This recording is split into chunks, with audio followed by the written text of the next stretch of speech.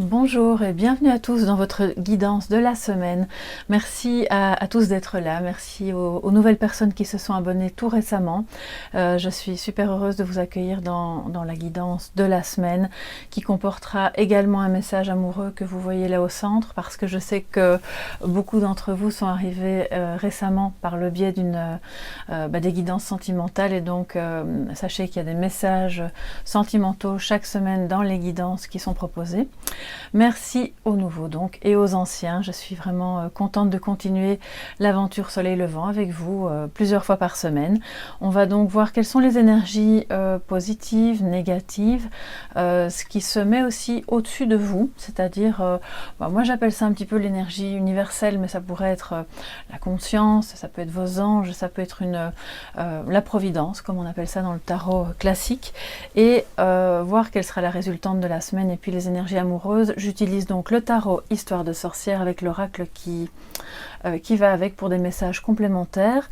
Pour l'amour, j'ai mis un complément avec l'oracle Line of Love que vous voyez là, d'Irène Rustaro, donc vous pouvez le trouver facilement sur sa chaîne. Et puis on aura comme chaque semaine un petit message de sagesse avec l'oracle Les Portes des Mondes Mystiques, voilà, que je ne me trompe pas. Bien, on va tout de suite commencer et on va voir ce que ça nous dit. Alors en positif, qu'est-ce qu'on a?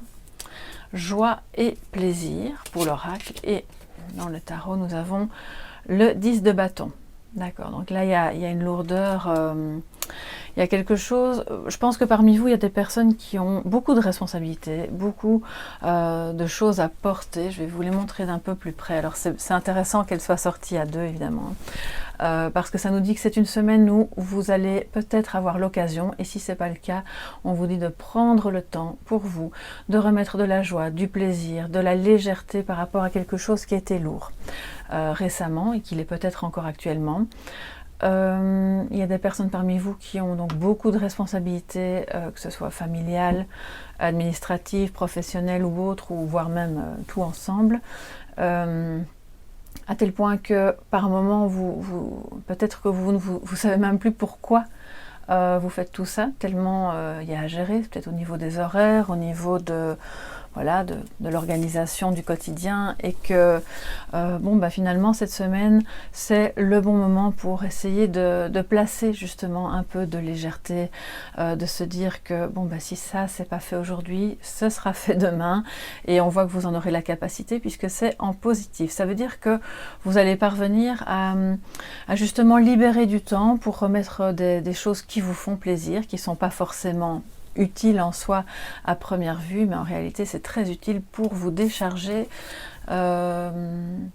Finalement, on est un peu proche du burn-out avec cette carte, hein. Il y a quand même beaucoup, il y a beaucoup dans la tête, il y a beaucoup à porter, beaucoup à faire, et ça a sûrement une fonction.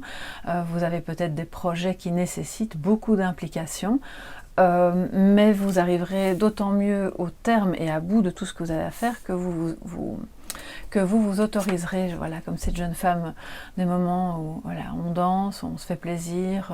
Ça peut être la joie de retrouver des personnes que vous aimez, ou de prendre, simplement de vous faire un bon repas, ou d'avoir une activité, évidemment dans la mesure du possible avec tout ce qui se passe actuellement. Ça peut être simplement un moment de relâchement par rapport à tout ce que vous avez dû faire récemment et qui a été peut-être un peu lourd à porter. J'ai l'impression qu'il y a des gens parmi vous qui ont réellement mal au dos, hein, d'accord, parce qu'à force de porter tout ça, peut-être qu'il y en a qui, je sais pas, quand je vois cette carte, j'ai l'impression qu'il y en a qui ont du mal à déléguer, et que par souci de, voilà, vous avez le sens des responsabilités, vous ne voulez pas mal faire, mais à force de tout porter et de ne pas laisser aux autres l'opportunité de vous décharger, vous êtes fatigué. Et donc si ça se met en positif, ça veut dire que là il y aura des occasions justement de vous décharger, de déléguer et de prendre un petit peu de bon temps, donc ça c'est parfait. Alors en négatif, qu'est-ce qu'on a? Nous avons l'As d'épée, et puis en complément, poursuis tes rêves. J'adore cette carte, elle est vraiment... c'est très Harry Potter, hein. Alors, je vais vous les mettre ensemble pour que vous puissiez les voir. Bon, bah, l'as d'épée en négatif, donc elle est tombée à l'endroit, mais je vais l'interpréter un peu plus comme si elle était à l'envers, puisque c'est dans la maison des énergies contraires. C'est comme si vous aviez du mal à, pour un certain projet ou peut-être une relation ou quelque chose qui occupe votre esprit, à analyser les choses de manière raisonnable. C'est comme si vous restiez bloqué sur soit sur une idée ou sur un aspect de la situation ou sur une manière de faire que vous pensiez a priori être la bonne pour un dossier, ça peut être amoureux, ça peut être ça peut être professionnel, familial, et que du coup, à force de rester braqué, ça pourrait en réalité entraver la bonne marche de vos rêves, de ce que vous avez envie de mettre en place. Or, cette carte vous dit poursuis tes rêves. Ça veut dire que pour les poursuivre, il va peut-être falloir analyser les choses autrement, rester dans un domaine, rester très objectif et pas dans l'émotionnel. Parce que moi, ce que je ressens ici, c'est que il y a peut-être un peu trop d'émotions, soit au niveau d'une contrariété, et du coup ça peut un peu bloquer la poursuite d'un projet, d'une idée, de quelque chose que vous aviez vraiment envie de faire, soit avec quelqu'un, soit au travail ou en famille, et que reconsidérer les choses autrement, d'une manière peut-être plus objective, plus détendue, un peu moins... C'est pas les épées, c'est le mental, hein, c'est pas les émotions, mais je sens que derrière ce mental un peu braqué, se cachent en réalité des émotions négatives qui vous empêchent justement de sortir, de voir les choses de manière plus large et de ne pas camper sur vos positions. Alors on va voir avec le reste, hein, je ne sais pas, je vais le découvrir en même temps que vous. Pourquoi est-ce qu'on campe sur ces positions? Est-ce qu'il y a eu des disputes? Est-ce qu'il y a eu une contrariété? Ou est-ce que vous dites maintenant c'est bon, stop, j'ai assez porté, j'ai assez donné, maintenant je vais rester justement sur mes positions, j'ai pas l'intention de faire autrement parce que justement j'ai ce rêve, cette envie ou ce besoin de développer quelque chose. Et on va voir pourquoi ce serait bien de lâcher du lest. Parce que peut-être qu'en voyant les choses autrement, en revenant à quelque chose de très objectif, de calculer, mais dans le sens raisonnable, hein, pas dans le sens pas dans le sens de la manipulation, il faut pouvoir voir les choses telles qu'elles sont. C'est ça que ça nous dit aussi. Parce qu'en restant braqué sur votre idée, vous occultez toutes certaines choses et vous ne voulez pas penser à l'ensemble, voilà. Et donc on va un petit peu voir ce qui peut se mettre. Alors ici au-dessus, c'est donc ce qui est au-dessus de vous, ce qui vous accompagne. On a le 2 d'épée et les eaux salvatrices. Alors je vais vous le montrer de plus près. Voilà. Il y a beaucoup d'épées, hein, vous voyez, c'est quand même de bâton, épée, il y a, je pense, beaucoup d'énergie, il y a quelque chose un peu... c'est le feu, alors soit il y a eu des tensions, mais en tout cas, ça occupe votre mental. Et le 2 d'épée, lui, il nous dit, vous voyez, elle a un bandeau. Hein. Là, on est face à quelqu'un, soit de vous, soit de quelqu'un de votre entourage, qui, face à un problème ou un changement ou quelque chose qui a été proposé, n'a pas envie de voir. Voilà, donc on est là avec le bandeau sur les yeux. C'est un petit peu... bon, la carte est arrivée à l'endroit, donc c'est comme s'il y avait... Soit c'est une contradiction en vous, c'est comme s'il y avait une contradiction, vous avez des idées qui d'après vous, a priori ne vont pas ensemble, et du coup vous occultez un peu les choses et vous ne parvenez pas à analyser objectivement ce dont vous avez besoin pour pouvoir aller de l'avant, dans vos rêves, dans vos projets, dans une relation peut-être, on verra. Il y a peut-être une contradiction entre vous et quelqu'un d'autre qui a une autre position, une autre idée, et du coup ça bloque un peu ça bloque le projet, ça bloque la relation. Ça peut être, comme je vous le disais, je sens qu'on se braque. Il y a quelque chose d'un peu nerveux là qui vous empêche vraiment de vous sentir bien. On avance à l'aveuglette, hein, vous voyez que ce bandeau, elle est là, elle sait pas trop où elle va, elle n'a pas envie de voir en fait, et pour moi, il y a du déni. Il y a du déni parce qu'il y a quelque chose qui se met en travers de votre chemin, à un niveau, d'une question qui vous occupe, et ça vous embête, et vous n'avez pas envie de voir les choses. Ou alors, c'est quelqu'un de votre entourage qui est dans cette optique-là. Vous voyez ? Et pour pouvoir sortir de ce déni, enlever le bandeau et accueillir les idées opposées ou simplement s'il y a une dispute ou une tension. Les eaux salvatrices, c'est vraiment une carte qui vous dit prenez justement ce temps, hein, comme avec la joie et le plaisir, pour vous purifier, pour rafraîchir vos idées, pour vous dire où est-ce que j'en suis, je prends un temps pour moi, je vais de nouveau me rapprocher d'un plan d'eau, pourquoi pas si vous habitez près d'un plan d'eau, ou en tout cas faire quelque chose qui a trait à l'eau, à cette eau purifiante, à cette eau qui régénère, parce que votre mental est bouillonnant, d'accord? Et là, ça part dans tous les sens, ce n'est plus trop raccord, et donc ça vous empêche de prendre ce départ, de reprendre peut-être un nouveau départ pour continuer vos rêves, à poursuivre ce projet ou cette idée. D'autant plus s'il y a eu des changements, si vous avez eu des contrariétés par rapport au développement de quelque chose, d'accord? Donc, c'est pas négatif en soi, ça met juste en lumière que si vous êtes contrarié, si vous voyez plus trop clair dans la marche à suivre, c'est le moment de s'arrêter, de se faire plaisir, et de se purifier. Alors, aller dans l'eau au mois de février, de nouveau, c'est un peu compliqué, mais si vous voulez, avant de poursuivre, je vais prendre le petit livret qui va avec, hein, et on va voir dans les eaux salvatrices. Ça revient beaucoup pour le moment, donc je pense que on a de la purification à faire. Alors excusez-moi, ça prend un peu de temps pour que je retrouve les eaux. Alors la magie de l'eau, les eaux salvatrices, changement positif. Attendez un petit instant, c'est pas toujours évident de retrouver. Voilà. Les eaux salvatrices, nous y sommes, voilà. Alors il y a une action que vous pouvez faire. Je vais vous la lire, hein. Donc pour celles et ceux qui ont suivi les 2 dernières guidances, vous allez me dire c'est redondant. Si ça revient, c'est que voilà, c'est qu'il y a encore du travail à faire à ce niveau-là, ou en tout cas encore des actions à mener par rapport à ça pour se purifier. Prends un bain salvateur ou une douche si tu n'as pas de baignoire.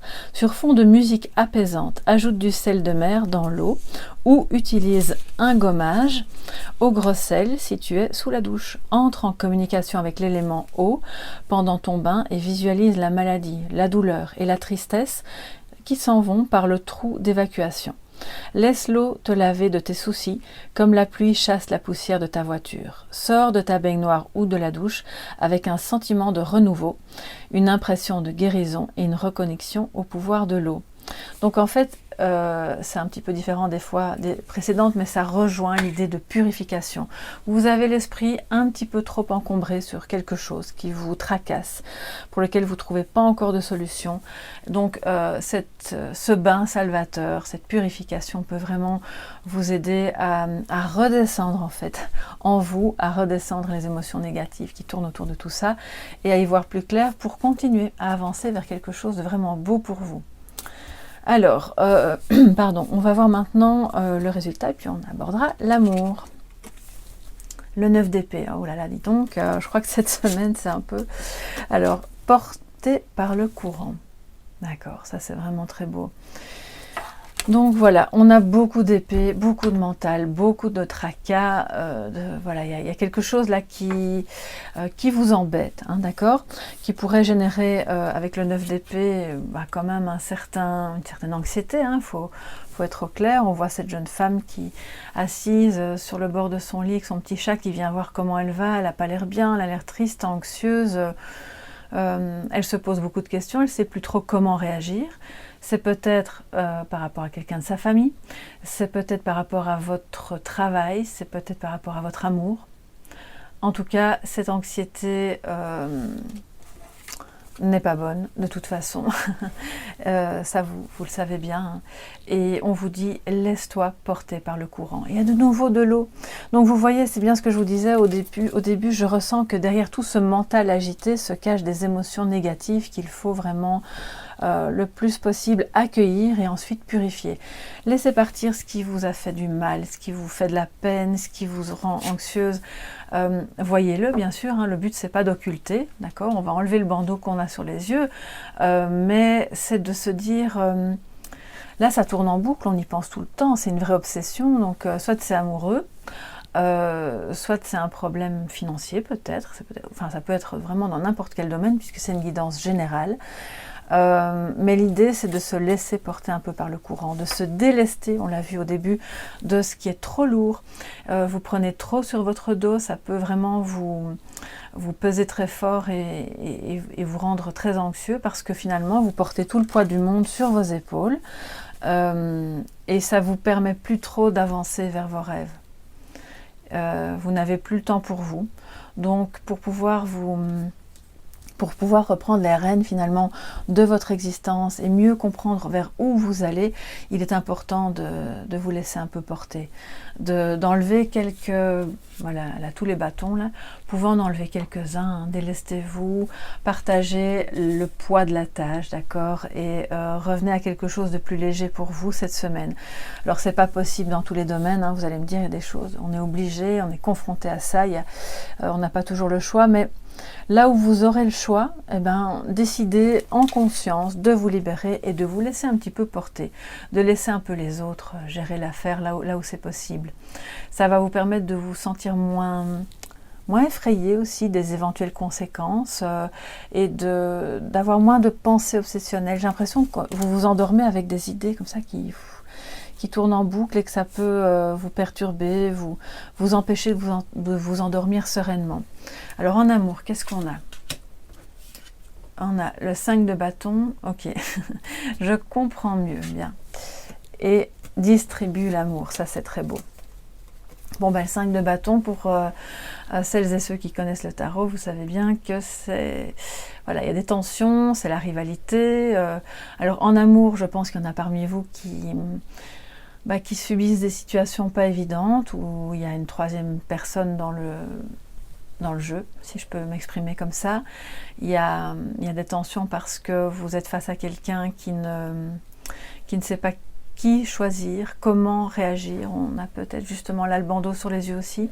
Vous souffrez de ne peut-être pas pouvoir vous exprimer par rapport à ça. Donc il y a différents niveaux, hein, parce que je sais que vous n'êtes pas tous dans cette situation-là, bien sûr. Et que...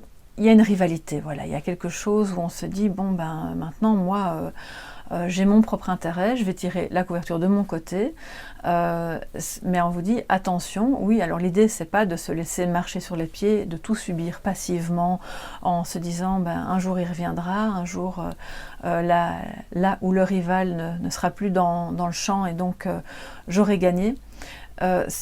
C'est pas cette idée-là, l'idée c'est de se dire que vous vous prenez fort la tête là, vous en souffrez, vous portez un poids qui est lourd et donc en attendant de retrouver un peu vos esprits, de savoir ce que vous voulez, de ce que vous pouvez accepter, de ce que vous n'acceptez plus, eh bien donnez de l'amour.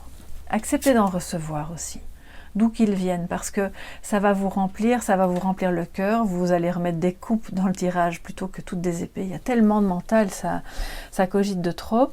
Les bâtons nous montrent que vous êtes un peu à cran là et que vous êtes dans une logique d'un côté le poids est trop lourd à porter et de l'autre vous avez envie que ça s'arrête et que vous ayez le dernier mot. On va voir de quoi ça nous parle, hein. Alors, guérison et délivrance, triangulaire. Ok. Alors maintenant, je vais donc vous lire ces cartes sur deux niveaux. D'un côté, il y a là pour moi clairement des personnes parmi vous qui ont donc cette configuration où il y a votre autre est soit parti pour quelqu'un d'autre, soit c'est vous qui avez une deuxième personne dans le cœur et on a là maintenant une notion de délivrance, de guérison justement qui se met en place parce que vous allez recommencer à penser à vous. L'autre personne en face va probablement être amenée à se délivrer justement de ce triangle hein, qui est néfaste, qui n'est pas bon ni pour lui ni pour vous.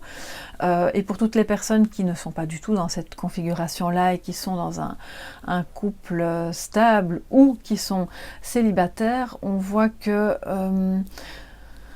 on vous dit en tout cas que c'est important de penser à vous, de vous guérir par rapport à des blessures du passé qui ont attrait à la trahison, parce que la triangulaire c'est clairement de la trahison hein, en général hein.